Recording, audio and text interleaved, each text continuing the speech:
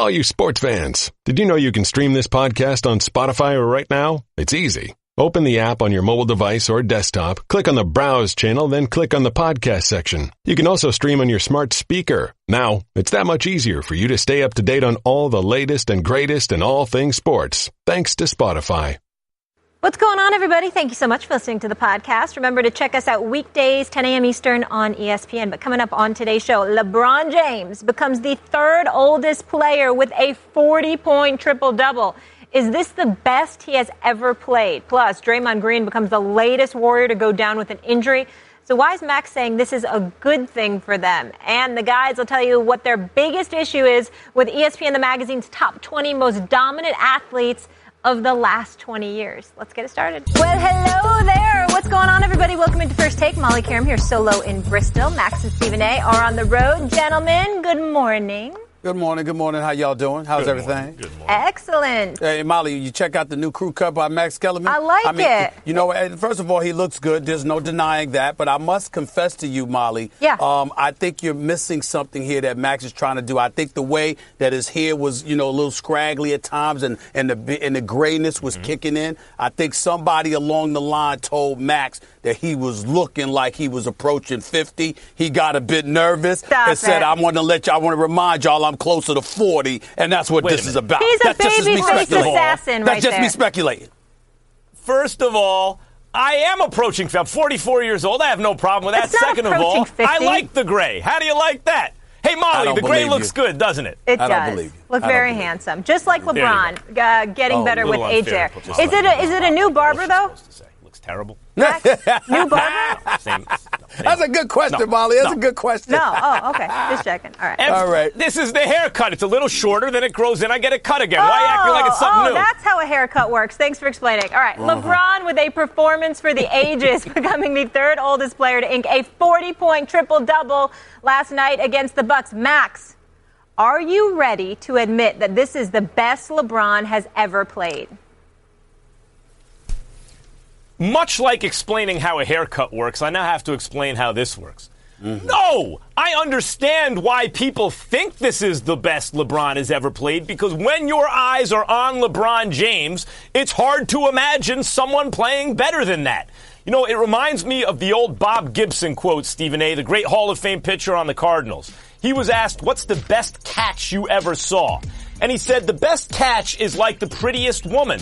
The last great one you saw, that's the best one you ever saw. And that's LeBron James's career. Every year you're watching him, you think, wait, this must be the best he's ever played. Because you can't imagine a higher level. But I'm here to tell you there has been a higher level. It was Miami, his third season there, the second championship. He played lights out on offense, as he always does.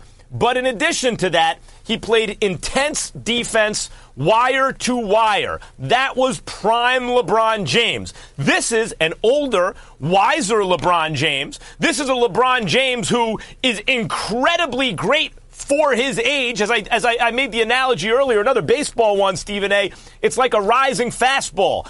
A rising fastball doesn't actually go up. It just doesn't sink at the rate you're expecting because of the spin on the ball. And because of that, it appears to rise. That's LeBron James. His decline is so slight, practically imperceptible, and yet we see the years piling up.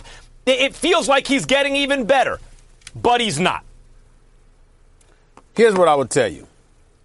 If you want to say he's not getting better, then point to the fact that it's suspect interior defense in the NBA. The game is called considerably softer. The absence of contact that's allowed, or rather the level of contact that's allowed has significantly dissipated compared to years past. And because of that, that puts LeBron James in the enviable position of being able to attack the basket with relative impunity, because he doesn't have much to worry about. Because, I mean, they'll call you for a foul for having bad breath for counting out loud. We all know this. But in the end, you have to go through what your eyes are seeing. There's a cat that's 33 years of age. For some reason, where everybody else on the universe is getting worse with age, he gets better, it seems. Obviously, he's more intelligent of a basketball player with each passing year.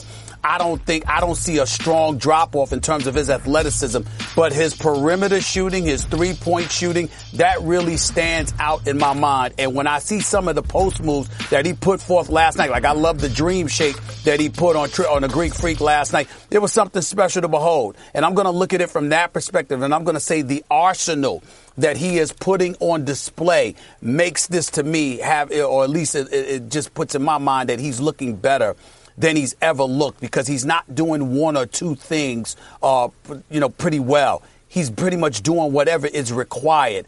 Outside, inside, driving to the basket, spot up shots, shots in the lane, back to the basket, facing the basket. Whatever the moment calls for, he seems more than equipped to embrace the challenge. And when we take that into consideration, along with the fact that in this day and age, the competition in the Eastern Conference has stiffened up to some degree compared to years past, and you still see you getting what you're getting from him without Kyrie Irving, for a large chunk without Kevin Love, with J.R. Smith looking non-existent. George Hill's just starting point guard. George Hill, you can't go 0 for 2, bro. Can't go 0 for 2 as a starting point guard in the NBA with LeBron and Kevin Love and these boys on the court. You've got to do something. Him and J.R. Smith have got to do something. I'm going to start asking that question again. Who the hell shot J.R.? Who shot J.R. from that Dallas sitcom from years ago? Who shot J.R.? Because his shot is nowhere to be found. It's like he's gotten shot, for crying out loud. Somebody needs to talk to this man.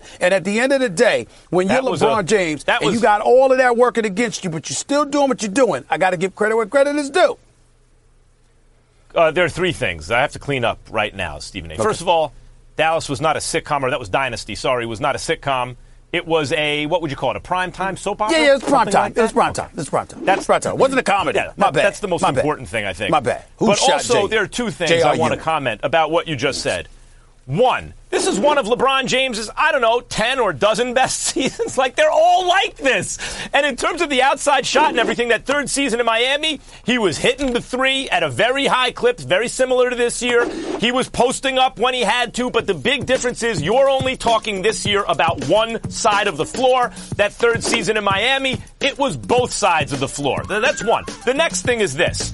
James Harden and Russell Westbrook over the last couple seasons are putting up statistical years, the likes of which Kobe Bryant never put up. Does that mean that they're better than Kobe Bryant? No, of course not.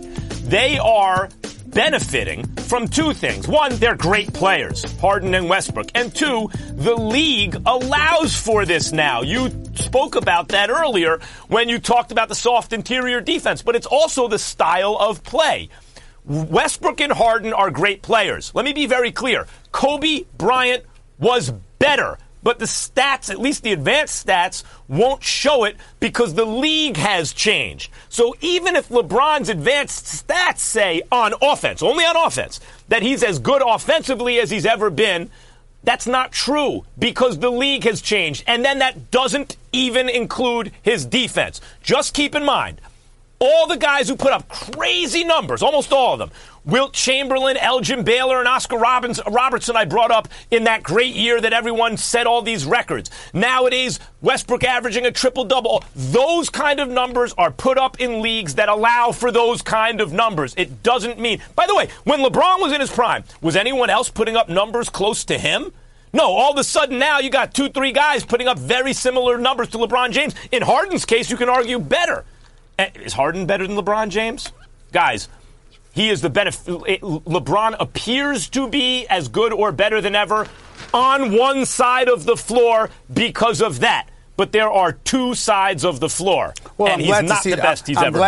I'm glad to see that you remembered that because I brought that up about it in the past when you were raving about him, and I pointed out how Kawhi Leonard comes out from open and tap looking for the toughest defensive assignment, and you were just shoving that aside because LeBron James was sitting there, and he was all world. I'm talking about months ago. I'm not talking about now because we all know you changed when the facts shoving changed. Anything aside. I totally understand that. I get where you're coming from, but in the end, here's what it comes down to, Maximilian. Here's what it comes down to. You see, I have a purpose and a method to my madness. And here's what it is, Max Kellerman.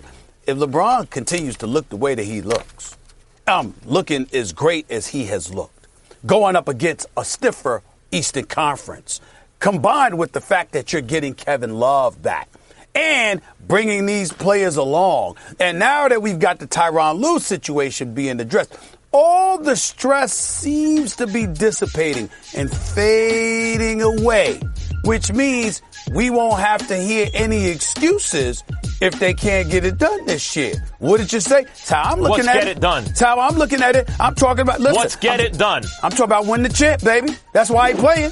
That's why he's playing. That's why he's playing.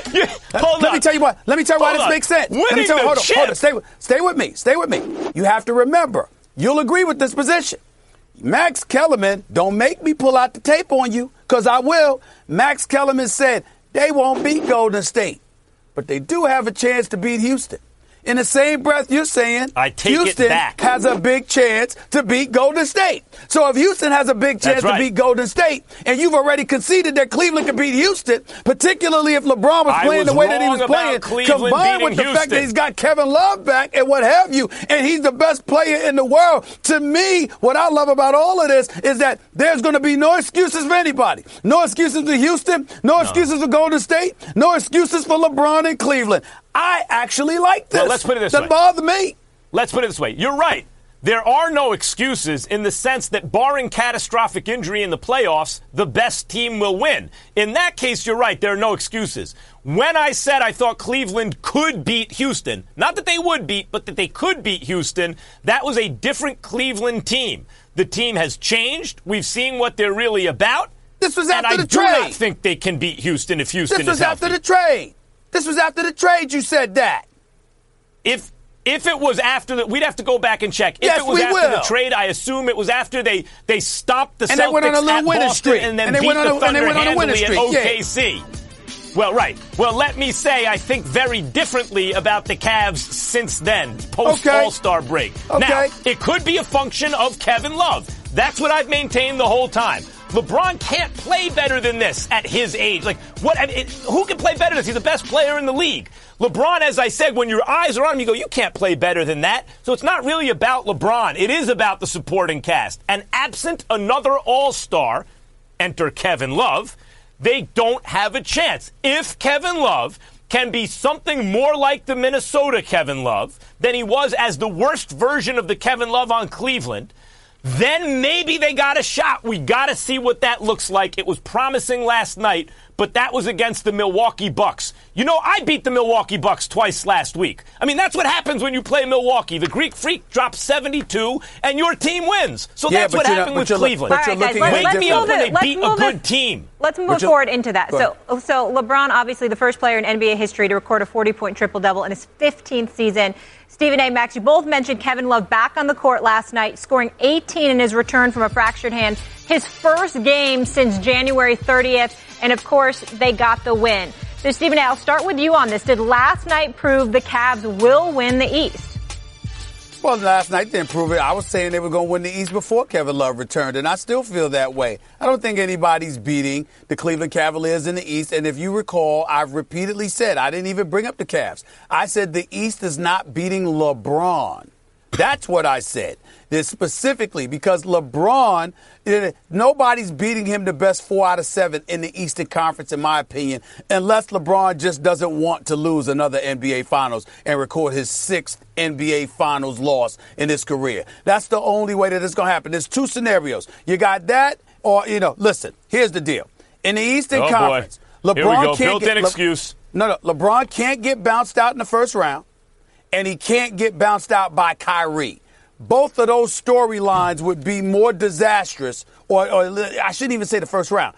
Him losing to Kyrie Irving would be more disastrous, more problematic for him than losing a 6th NBA Finals because you shouldn't have lost Kyrie. Outside of him losing to Kyrie Irving, okay, I can't see any scenario that would prevent LeBron James from coming out of the East other than a disinterest in losing a 6th NBA Finals. I don't see Toronto, Milwaukee, Philadelphia, Washington, Indiana. Miami even. I don't see these teams beating LeBron James in a best 4 out of 7. I just don't see it.